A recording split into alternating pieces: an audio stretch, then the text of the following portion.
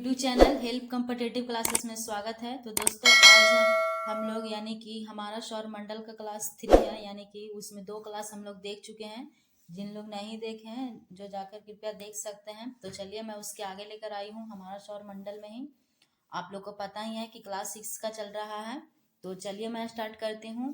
क्या है, कभी कभी क्या है, कभी कभी आकाश से टूटकर गिरते हुए तारे दिखाई देते हैं। यानी कहने का मतलब है कि कभी कभी आकाश से टूटकर गिरते हुए तारे दिखाई देते हैं। ये तारे नहीं होते हैं, क्या होते हैं, कह रहा है कि ये तारे नहीं होते हैं, ये पत्थर के छोटे छोटे टुकड़े होते हैं। क्या होते हैं, जो कभी कभी हमें तारे दिखाई देते हैं टूटते हुए, बल्कि वो तारे नहीं होते हैं। क्या होते हैं, ये पत्थर के छोटे छोटे टुकड़े होते हैं जो सूर्य के चारों ओर चक्कर लगाने वाले पिंड से टूटकर गिरते हैं। यानी कह रहा है क्या कि सूर्य के चारों ओर चक्कर लगाने वाले पिंडों से टूटकर गिरते हैं। यानी ये जो तारे कभी कभी टूटते हुए गिरते नजर आते हैं, ये तारे नहीं होते हैं, छोटे छोटे टुकड़े को अति पत्थर के टुकड़े होते हैं जो कहाँ से गिरते हैं, तो सूर्य के चारों ओर चक्कर लगाने वाले पिंडों से टूटकर गिरते हैं। इन्हें क्या कहा गया है, फिर उल्का पिंड कहा गया है।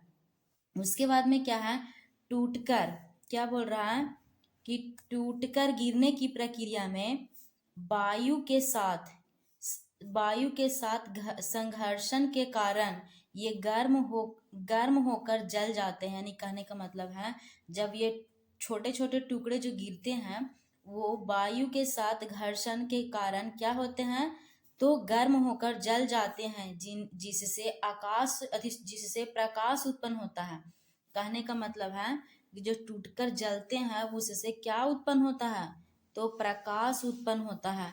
उसके बाद में कह रहा है कि कई बार उल्का पूरी तरह जले बिना पृथ्वी पर गिर जाते हैं। यानी कि उल्का जो है, जो कभी कभी क्या होता है कि कई बार उल्का पूरी तरह जले बिना पृथ्वी पर गिर जाते हैं, जिससे धरातल पर क्या हो जाता है, गड्ढा, धरातल पर क्या हो जाता है, गड्ढा बन जाता है। तो इतना था। उसके बाद में है, हम बताए थे कि इतना तक हम हेडिंग करके नहीं लिखे हैं, आगे से हेडिंग है। तो आगे क्या है पढ़ना, तो आगे है आकाश आकाश गंगा तारों की नदी। यानी कि आकाश गंगा तारों की नदी क्या है, तो इसको अच्छे से जानते हैं। हेडिंग इसको कर दिए थे, याद उधर नहीं था। तो चलिए इसको पढ़ते हैं। क्या है, खुले आकाश में कहीं कहीं रास्ते की तरह दूर तक असंख्य तारों की फैली फैली चौड़ी सफेद चमकदार पट्टी होती है। यानी कि खुले आकाश में कहीं कहीं रास्ते की तरह दूर तक असंख्य तारों की फैली चौड़ी सफेद चमकदार पट्टी होती है। इसकी कल्पना आकाश में प्रकाश की एक बहती नदी की तरह की गई है। इसे ही आकाश गंगा कहते हैं। उसके बाद में क्या है, सप्त तारों का समूह। क्या है हेडिंग में, तो सप्त ऋषि तारों का समूह। सप्त ऋषि यानी कि 7 तारों का समूह एक प्रकार से है। उत्तर दिशा में 7 तारों का एक समूह जिसे सप्तऋषि के नाम से जाना जाता है। यानी कह रहा है क्या, उत्तर दिशा में, कौन सी दिशा में, तो उत्तर दिशा में 7 तारों का एक समूह जिसे सप्तऋषि के नाम से जाना जाता है। उसके बाद में कहना है कि भारतीय विद्वानों ने इनका यानी कि इसका नामकरण ऋषियों के नाम पर किया गया है, जो इस प्रकार से हैं।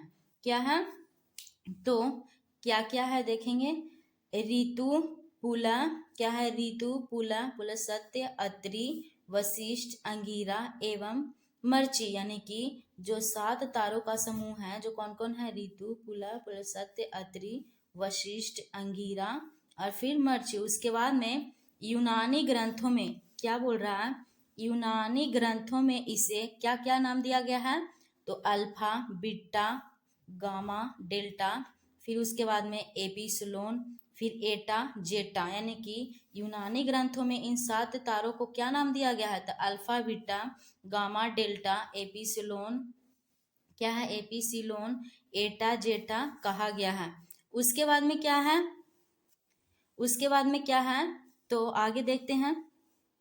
क्या है, ऋतु एवं पुलह को मिलाने वाली रेखा उत्तर दिशा का सूचक है। क्या है, ऋतु एवं पुलह को मिलाने वाली रेखा उत्तर दिशा का सूचक है।